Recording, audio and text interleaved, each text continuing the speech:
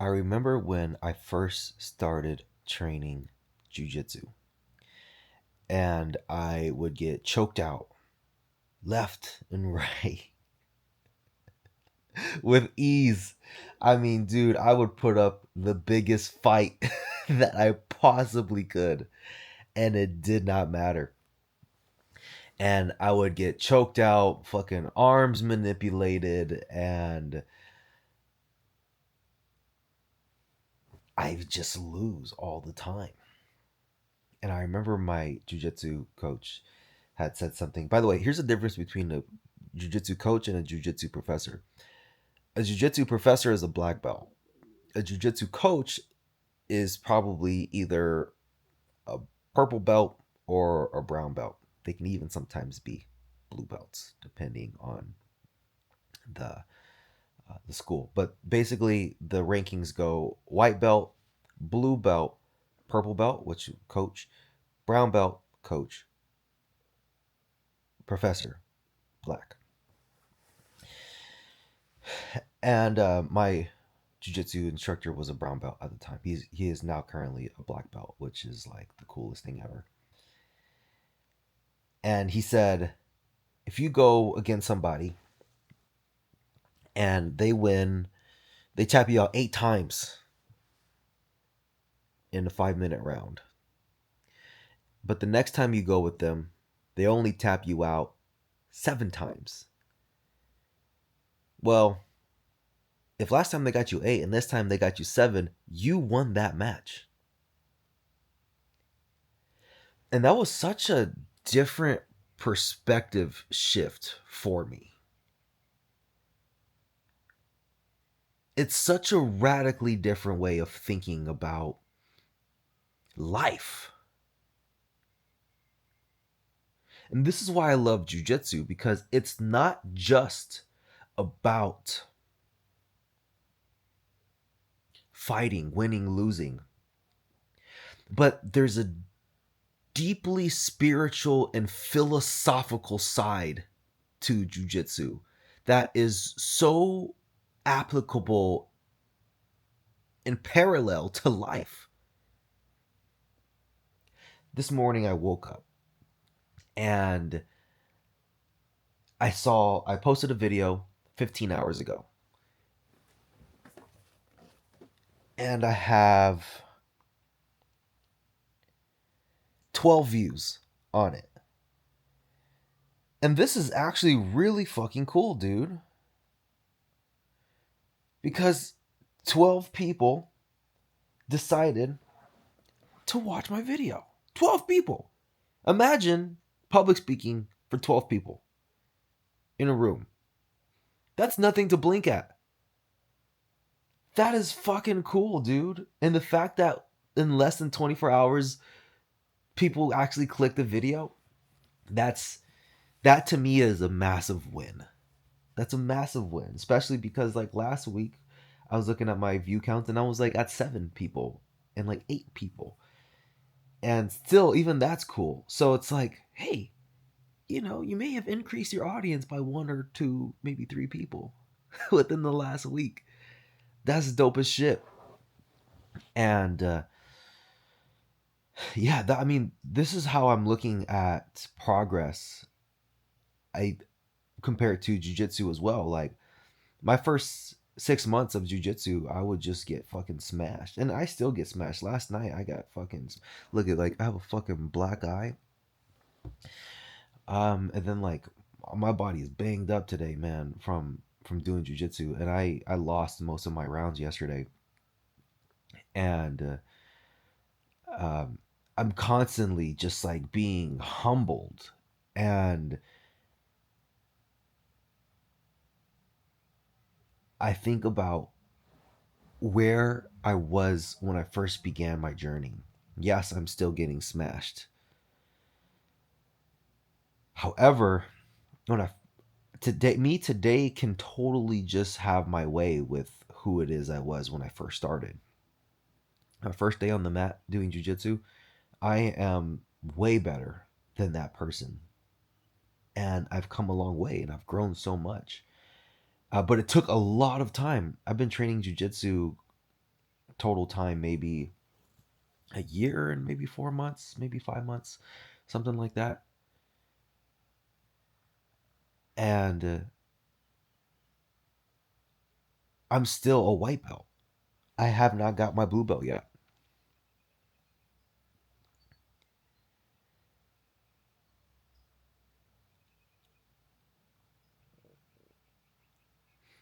And jujitsu really puts things into perspective for me in terms of, okay, like when it comes to marketing your book, it's going to take a lot of time. It's going to take a lot of perseverance. And it's going to take a tremendous amount of gratitude and mental like discipline in terms of where we decide to put our focus here. And I don't necessarily like marketing. I think about when I was purchasing a lot of products a couple years ago, and there was a lot that was revolving around getting results fast. I don't like that. I don't like the getting results fast kind of thinking. At least where I'm at in my life right now. Because I feel like anything worthwhile isn't going to be easy and it's not going to be fast.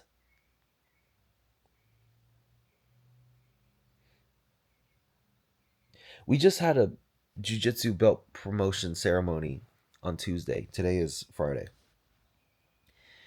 And there was someone who got promoted to black belt and he has been training for 12 years.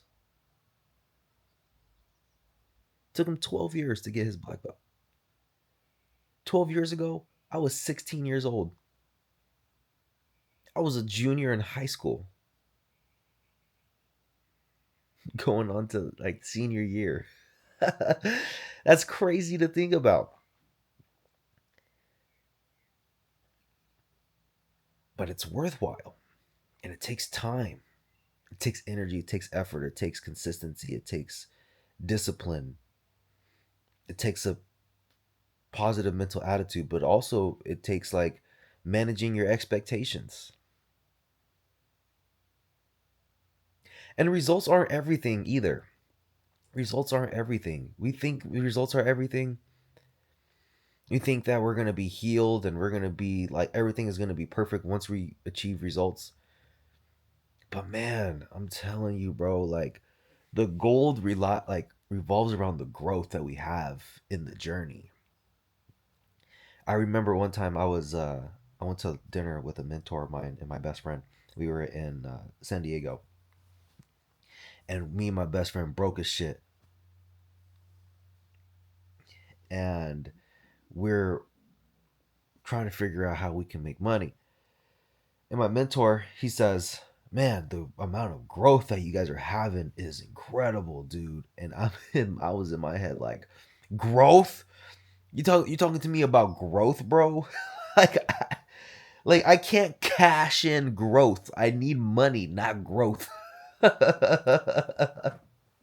Like if I had a choice between growth and money, bro, I'm taking the cash. I need it. But like he was so right. Growth, who you become as a person, how you feel about yourself from overcoming obstacles is like so rich that you literally cannot buy that. You literally cannot buy the growth that comes with your back being against the wall and having to figure it out. Those lessons are invaluable. And not just that, but when you reflect upon the journey and you think about what you overcome, the fucking pride and self esteem that washes over you. I took a microdose yesterday and I thought a lot about my relationship with my best friend and just to think about the fucking challenges that we went through. I remember one time we were in Santa Monica and we were hanging out with our mentor, and she took us to, I think it's either the number one most expensive street in the US or the second most expensive in Santa Monica. I think it's called Abbot Kinney. I could be wrong. And me and my me and my friend, we were fucking starving, bro. It was like 1 in the afternoon. We didn't eat breakfast, and now we're walking down the most expensive street in the US looking for food, and we're broke as fuck. Each place we walk into, we're like, how much is it for a slice of pizza? Fucking $7. I can't afford this shit. Oh my gosh, bro. Oh my gosh. It was like for a full pizza, fucking $25 or some shit. We're like, what the fuck? And we went into this grocery store that was so expensive. It was ridiculously expensive. I remember seeing these like keto fucking, I don't know what, I don't even remember what it was, man, but it was like this small ass fucking portion of like two pieces or some shit for like $14. And me and my friend were like, what the fuck is happening here? And we were starving, bro. And we walked back to the to the apartment afterwards, and then we went to go get some burgers, man. And we were so fucking hungry. Actually, ended up meeting a really good friend that day, who's still a friend to this day. And just thinking about like that little journey, man, it's like, wow, that was a little fun adventure. And we have that, that's like ingrained in our bodies. The the financial discipline that we had to say no to that.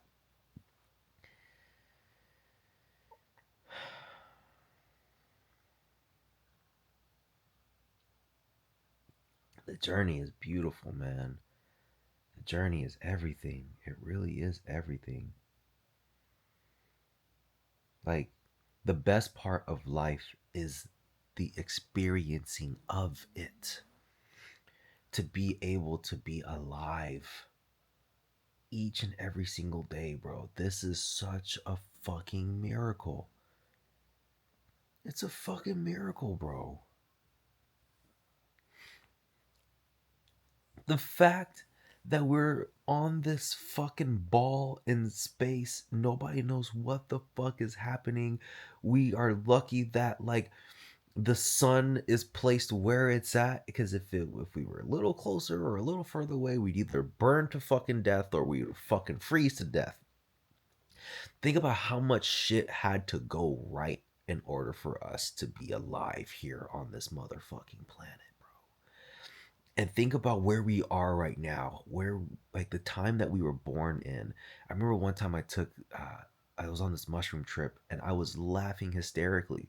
I was thinking about the concept of a grocery store. I was like, how crazy is it that like we go to this place that has a bunch of food, and like I was so amazed by the idea of a cashier. Like when we're ringing up our food and there's a cashier behind the fucking thing, and like we pay, I'm like, we're all pretending as if like this is fucking normal. This is not normal. This is fucking insane. But the fact that that like this has become normal is ridiculous. It's ridiculous. It's crazy as fuck, bro. It blows it blows my fucking mind. And I don't always think this way, man. I get bogged down in the day to day, like thinking about the future and thinking about what I lack and being ungrateful for what I have. And it takes mental discipline to return back to the state of gratitude and presence. I do my best, man. I'm imperfect as can be, and still I move forward. And I cringe, I beat myself up. Like yesterday during jujitsu, I went with this girl, and I was like, you know what, man? I sometimes I go easy on the girls, you know. But she's a higher rank than I am, and I'm like, I don't want to go easy on her just because she's a girl. And uh, I just treated her like she was a guy, and in the process, I like felt her boobs, but not like feeling her up, but like I felt them, you know, because like I'm like trying to secure a position, but like afterwards, I'm like, man, maybe I should have like not done that. I'm like, fuck, god damn it. And I beat myself up a lot last night, and I'm still beating myself up. And it's like, I would rather not talk to her about this, but like, I feel like I should bring it up, acknowledge it, because I don't know if it made things weird or if like she felt uncomfortable about it. And it's like, damn, I gotta have this uncomfortable ass conversation. Um, Such is life, bro. I feel is just mistakes and recalibrating and figuring it out and just having like a tremendous amount of humility. You know, I think a lot about this in terms of like the importance of being humbled. You can say the importance of being humble as well. But like when you like jujitsu helps me out so much, dude, because like sometimes my head gets super big, my ego gets inflated, and like my own like self importance is like blown out of proportion. And then when I go to jujitsu and I get humbled, and then I leave there like I know nothing about this world. I know absolutely nothing. Like I've been training a year and a half, and I just got my ass fucking kicked, bro. I just got my ass kicked. but but like when you know nothing is when you are open to everything. Like a child. Think about the beauty of the position a child is in. They know nothing and they are open to everything. And that allows them to be able to learn.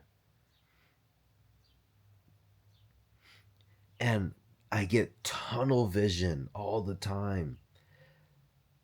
And being humble is like, it opens me up.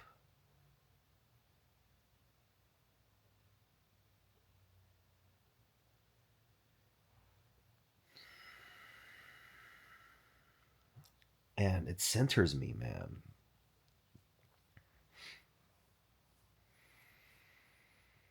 But it's tough because the ego is just crushed. And the ego is your voice that tells you how important you are, that tells you how great you are, that tells you how much better you are than other people. And I think the ego is just trying to protect you. And then when that gets fucking crushed, it hurts. It's challenging to deal with. It takes a mentally strong mind to be humbled. That's one thing I appreciate about my best friend, bro. Like, she is so fucking humble and so coachable, bro. The amount of times that I saw her drop a belief that doesn't serve her the moment she hears something better is ridiculous. Because it's easy to be like, like, sometimes we get married to our ideas, and married to how we've been doing it and a way of thinking. And it's crazy to see her. Like, I've seen it countless times, her just drop something and be like, yeah, that's better. I like that better. Even though she was like thinking a certain way and like stood by that, but like dropped her ego and immediately adopted something better for herself. I mean, dude. And her ability to ask for help. Like like so countless times, bro, being in a grocery store together and I'm looking for something and me being stubborn being like I don't know, I like the fucking hunt of like finding something and she's like, "Why don't you just go ask somebody for help?" And like that was she would always do that. Go into a place and immediately ask for help. I know it's such a simple thing. It's so simple. It's so small. But dude, did it make a massive difference time wise? And it's like, it's crazy because even my ego, my pride doesn't want to ask for help. Cause I'm like, I'll look for it in the aisle. But it's like, hey, be humble enough to ask for help. Cut your fucking time by like several minutes and get on with your day. These little ass examples, man, make all the biggest difference. But yeah, dude, being humble is so important. But it's so challenging because pride is such a. It feels like it's an empowering emotion, but it's false. The empowerment lies in looking at reality without bias, without story. Because we want to cling on to story because it makes us feel safe. It makes us feel protected. It makes us feel righteous. It gives meaning to our suffering as well. Without this, who am I? Without this story, who am I? So it's hard to let go. And it's like, nah, you know, we confuse passion for empowerment.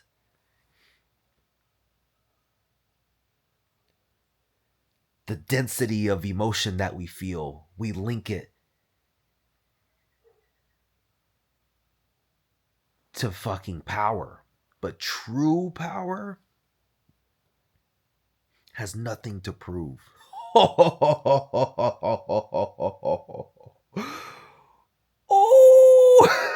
Oh, fuck. Oh, fuck. Fuck. Dude. Humility, dude.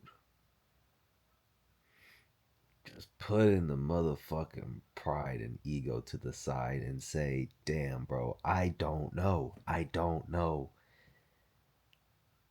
And admitting it and coming to terms with it, that's the hard part. The coming to terms with it. And like the reason why jujitsu is so fucking powerful is because when you get choked out and you just gave your best, you have to come to terms with it. I got fucking dominated yesterday. A guy who was bigger and stronger than me fucking destroyed me yesterday. Had his motherfucking way with me.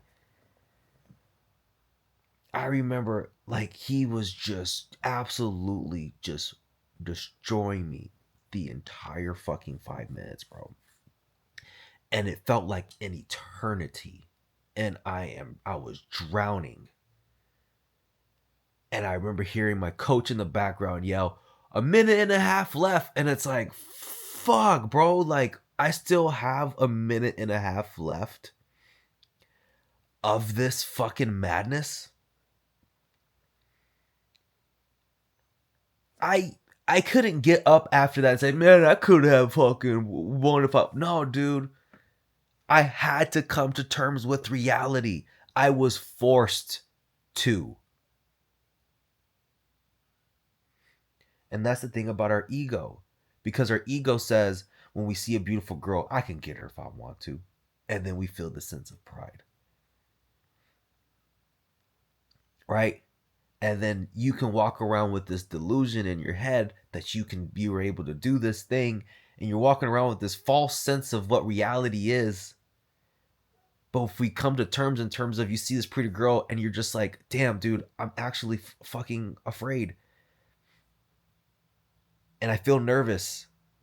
But like that acceptance of it is empowering because you're at least dealing with reality on reality's terms.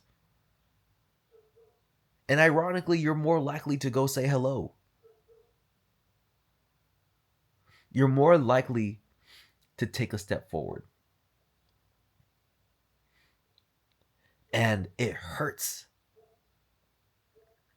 Progress hurts. Progress is challenging. It's the sacrifice of short-term pleasure for long-term self-esteem.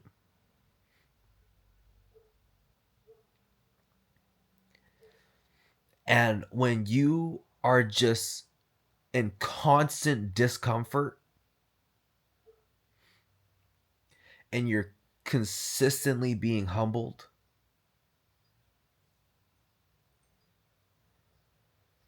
the thing about the universe is like the universe, I feel, has its own rhythm.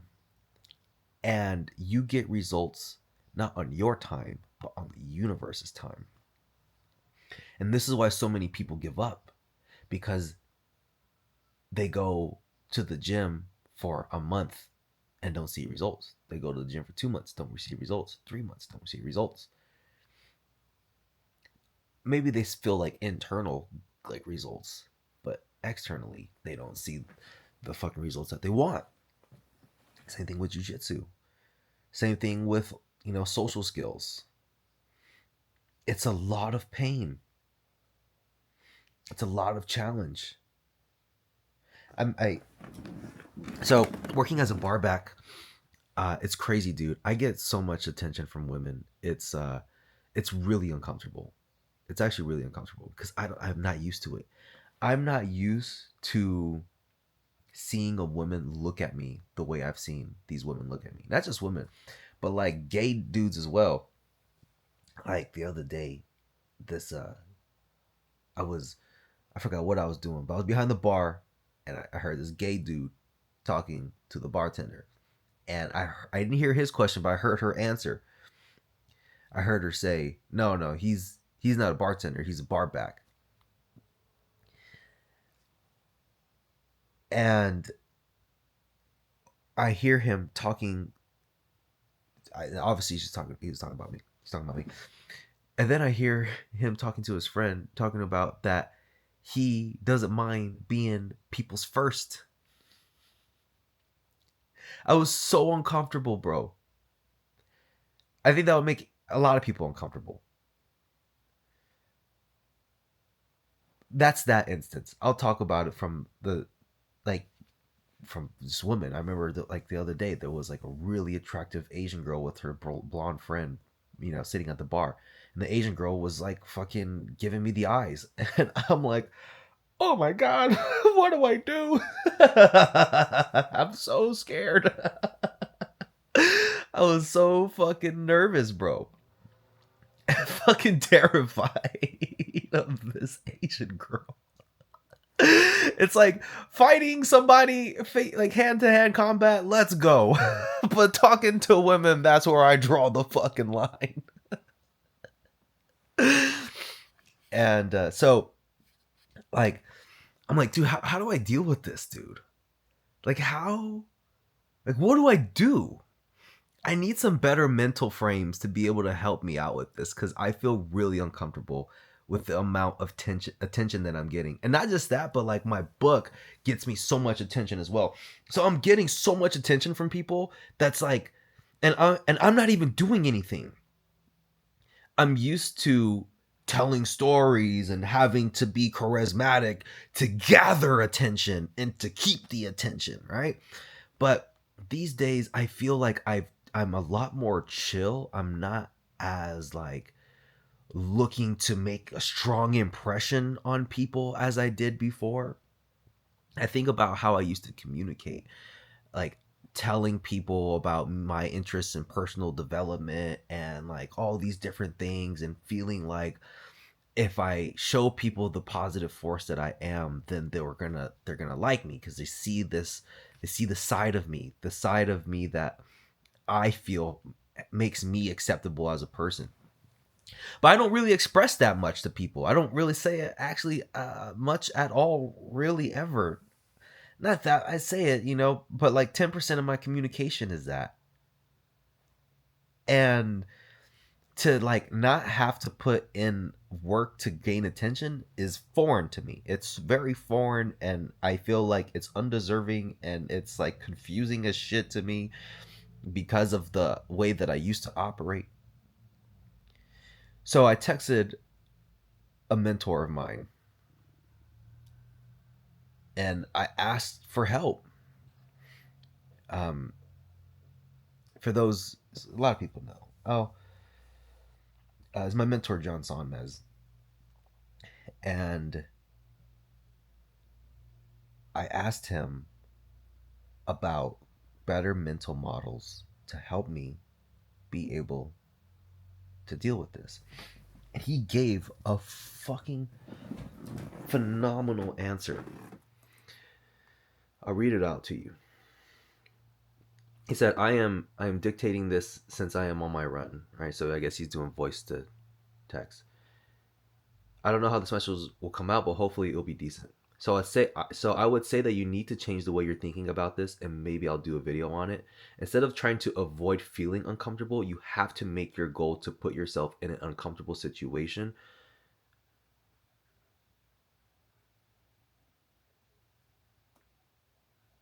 Hold on. It basically said, you let yourself be uncomfortable. The more you let yourself become uncomfortable, what has to happen is uh hold on. It's like because it is kind of funky here. Okay, I said you can't be uncomfortable in the same scenario over and over again. Eventually, you will become comfortable. So the secret is to seek being uncomfortable as much as possible, and that will make it so it takes more and more to be uncomfortable.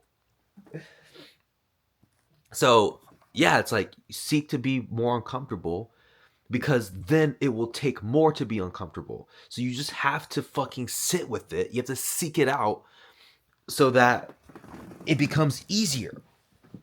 I don't know if that blew your mind as much as it blew my mind, but it made so much fucking sense. I'm like, okay, the only way for me to be able to get better at this is to lean into it. When I see a pretty girl at the bar and she's eyeing me up, fucking make an honest attempt to just talk to her and not run away. Cause I have that tendency. That makes me think. One time I took this dating program. It was called Vegas Immersion, and it was a week long event with like this dating coach in Vegas, and he gave us a challenge, which is he said when you get to the club, you're going to compliment like 50 people, even on the way to the club. Hey, I like how your shoes match your top. I love how your hair matches your whatever. He said, compliment women on things they actually worked on. Don't say you have beautiful eyes. Maybe you can say, hey, I love the way you curled your eyelashes. That means a lot more to them. They put effort into that, right? And it's funny because we had a bunch of dudes, right? There was like maybe 10 of us. And we go to this club called Hakkasan in Vegas. And we get there early. And the club was still a little empty. It was probably like 30% full, something like that. It wasn't many people. And now you have 10 guys doing this exercise where they're complimenting people. And the club wasn't big enough yet for it to kind of get lost in the sauce where there's not many of us overlapping. And I remember, like, I went up to this girl. I said, hey, I love how blah blah blah blah. And she looked at me. She goes, what's happening right now? I'm like, what? She goes, why are so many guys complimenting me? I was like, I don't know. But on your 51st approach, this is where things get interesting. Because on your 51st approach, you were not allowed to leave that person's side unless they threatened violence on you or they threatened to call security. So I'm talking to this group of people, these group of girls. It goes nowhere fast. They shut me out within like 10 seconds. And I stood there. I had a friend who I met during this immersion who comes in and he starts talking as well. Nowhere. So he stayed. And they are not paying attention to us. They're trying to ignore us because they want us to go away. And we would just kind of come in and pepper in and talk. And it got to the point where they went to the bathroom. And we went to the bathroom too. And we waited outside of the bathroom for them. Like 5 minutes go by, like 10. Like they take their fucking time in that bathroom. And when they came out, we said, hey! Try to talk to them some more. Go back downstairs. And we're hanging out with them. And we're just like, bro, this is going nowhere. It was really uncomfortable. But the next people we talked to, I would normally leave the interaction so fast. But dude, I was actually sinking into the interactions a lot better and relaxed into them. It was like I stretched my discomfort balloon, and now this ain't nothing. It was nothing. I'll never forget that. I wish that I continued on with that because I felt like um, I'd be much better at talking to women today. But whatever, the best time to plant a tree was 10 years ago. The next best time is today.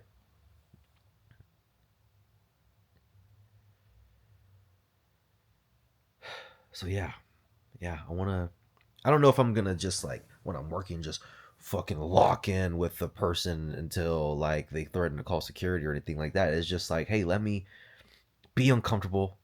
Let me sit in this discomfort. Let me be here and let me just see how long I can just deal with it. Because I might do better than I think. So, yeah, those are some thoughts. I got work in a couple hours. Gonna upload a YouTube video. Maybe do some more writing, some more reading. Definitely some more chilling. Possibly some yoga as well. So yeah, hope you got a lot of value from this. I'm really happy about the direction my life is headed. I'm just taking my time. I'm like, all right, I'm cool. I'm right here. I'm at this restaurant. It seems dope. I'm making some okay money, nothing special, but I'm making enough to be able to like start to gain a little bit of momentum.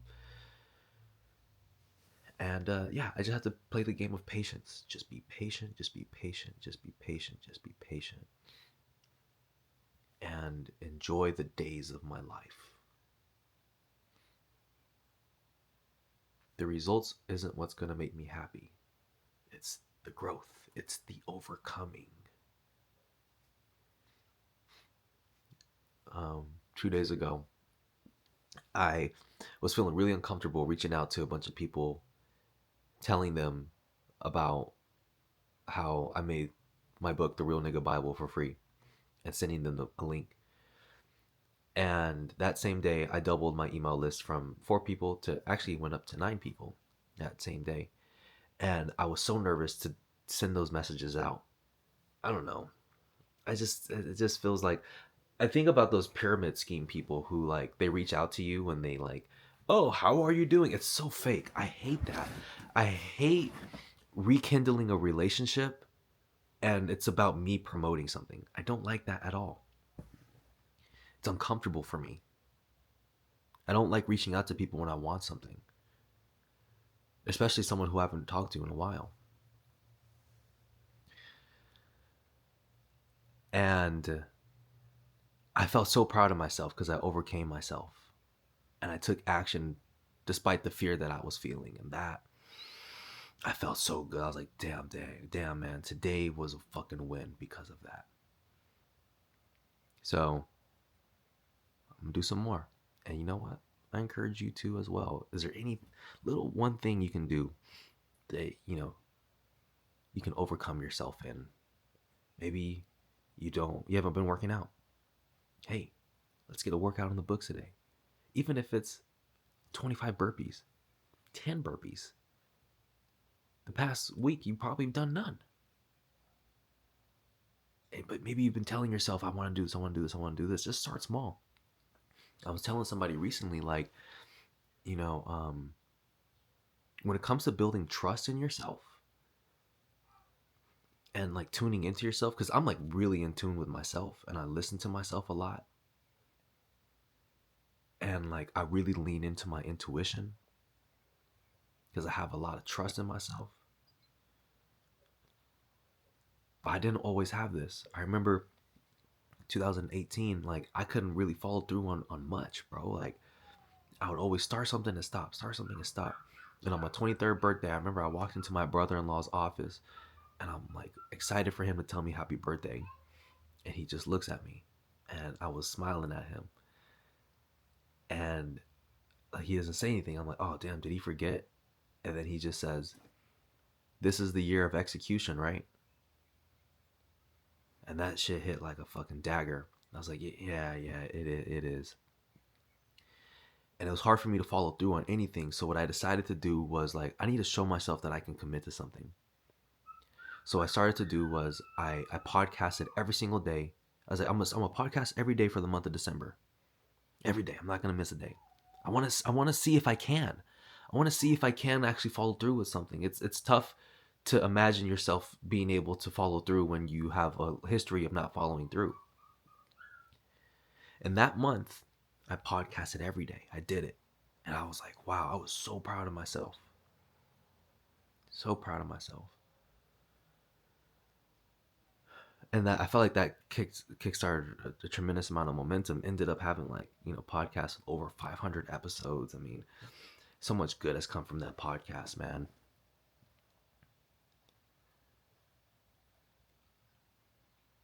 But start small. Just start making little commitments. Just today, make the decision like, hey, you know what? I'm going to hang up a shirt today. Maybe your room's messy. My room's a little messy. I'm going to hang up a shirt. Or maybe you have water bottles all over the place. Say, you know what? I'm going to take a trash bag and I'm going to put all my recyclable water bottles in there today. I'm going to do that today. Whatever it is. And you just do little things. Don't discount it. The natural thing to do is to want to discount and say that's so small, it doesn't matter.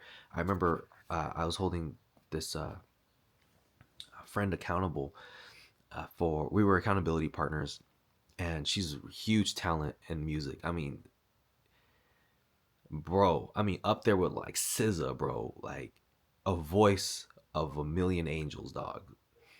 Korean girl who sounds like a motherfucking soulful black woman. I mean, wow. I mean, dude, she was having trouble with discipline. And she's like, I want to write like an hour a day. I said, nah, like, don't write an hour a day. Like, that's too big of a jump to go from zero to like an hour. I said, start off with like 15 minutes a day. And she's like, I don't want to do 15 minutes. Like, if I'm gonna sit down, I'm gonna do it for an hour. I'm like, but no, like, the thing is, like, if you sit down, you do 15 minutes, that's all you do. That's great. But if you do more, like, that's fantastic. But like, we need to set our bar lower for like what we consider to be progress. And she fell off. She didn't do the you know, because committing an hour a day is a lot of time, bro. To go from nothing, and it used to hurt me a lot more just to see that kind of talent go down the drain. And I guess it's also like being an adult. Part of being an adult is like seeing people who have mad talent just completely waste it as well. Like to see people get in their own way and just be like, you know what, bro? I'm not. I'm getting frustrated with seeing you come up short of your potential, and it seems like you don't want it bad enough, or you don't want to. I don't know. This some. It's not that. It's not that you don't want it bad enough. There are some things that are going on mentally that prevent you from taking action that I can't unlock from the outside, and just coming to terms like, bro, it's not my responsibility to help you become a motherfucking talent and for you to accomplish your biggest goals. Like it's hard enough for me to do that for myself, and it's just wasted energy for me to be frustrated with seeing you waste this away. One thing I learned about jujitsu, it's like it's about consistency. Consistency. You got to just keep showing up, bro. And it may not seem like you're making much progress, but when you look back over the last 2 or 3 months, you're like, oh wow, I actually have made some progress. But it's so slight, it's so small. We can't discount the small things, bro. We can't discount those because it's the small things that end up turning into really big things. It's the compound effect, man. Like there's so much power to the compound effect. Charlie Munger, you know, more rest in peace, Warren Buffett's business partner, he said that the biggest billionaire guy, biggest reason why people don't get what they want because they keep fucking interrupting the compound effect from taking place. They keep starting and stopping instead of staying consistent. Benjamin Franklin, when he died, he put in his will that he wanted schools to be built teaching young people the power of the compound effect. I think it was either Einstein or Sir Isaac Newton that said that the compound effect or compound interest should be the ninth wonder of the world. And the compound effect goes into place by taking seemingly insignificant actions consistently over a long period of time. And that's to go back to what I was saying. I don't like how like the marketing world was in terms of you can achieve these results fast and all this kind of stuff fast, instantly, 5 days to do this. And I did that. I participated in that as well.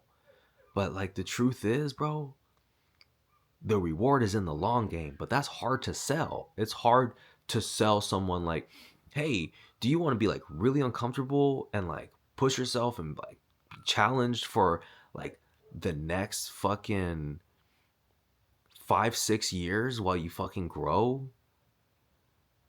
Or do you want to achieve the business of your dreams in the next month? What a difference, right?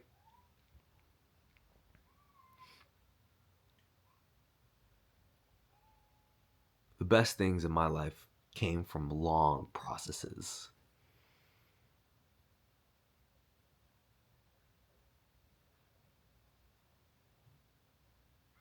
Little things becoming big things. So, yeah, make those little small commitments to yourself. Just real small. Real small. Whatever you say you're going to do today, even if it's like, I'm going to take out the trash today. Take out the trash and be grateful for that. And then tomorrow, it's like, you know what? I'm going to, whatever it is, I'm going to hang up one piece of clothing. Do it. And then what that does is it starts to build trust with yourself. I know it's small and we want to discount it, but stay consistent because you'll start to it starts to feel good to follow through on those things and it becomes easier and you start to build more and more and more trust with yourself. And now your word means something to you once again. In terms of timeline, how long that's going to take, I don't know. I don't know. But that is the path that's worked for me, at least. So that's all I got. If you have not got a copy, if you have not read the Real Nigga Bible, hey, go to therealniggabible.com. I'm going to put the link in my bio here. It's free, completely free. As a matter of fact, I'd actually, even if you've read it, I recommend opting in as well, putting your email address in because I do plan on like sending like funny stories via email to people, like just funny ass stories from my life. And I'm also going to like talk about like once I go on tour, however long that's going to be, a year from now, 5 years from now, 10 years from now, whatever it is. That's where I'm going to be promoting it. Of course, I'm going to be promoting it on my Instagram and promoting it on my YouTube. However, like you'll be the first to know about it. And if you want to continue our relationship together, like subscribe to that email list because I'm telling you, I plan on like really sharing some funny shit, some funny writings with my community, and it's all for free. And if you enjoyed my book, please share it with a friend who you think will enjoy it, or share it with a couple friends who you think will enjoy it. It's fucking free. Enjoy it. Laugh your ass off. I had so much fucking fun making the book, and I had so many people who shared so much positive feedback around the book. It's fucking hilarious. Send them a link to it and enjoy that same experience that I experience when I give my book to somebody else and they love it. They light up. And you get to experience that as well by sharing it with people who don't know about it. So we're just spreading the joy of laughter here together. So thank you so much for those who continue to watch. Even though you can say my view count is low, it's actually getting more. It's increasing. So, dude, that's beautiful. And I'm so glad that you're here on this ride early on. How beautiful is that? We get to grow together, and I hope that I serve as some kind of positive influence in your life, maybe through my stories, maybe just how I live. I don't know. But thank you for tuning in. It means the fucking world to me.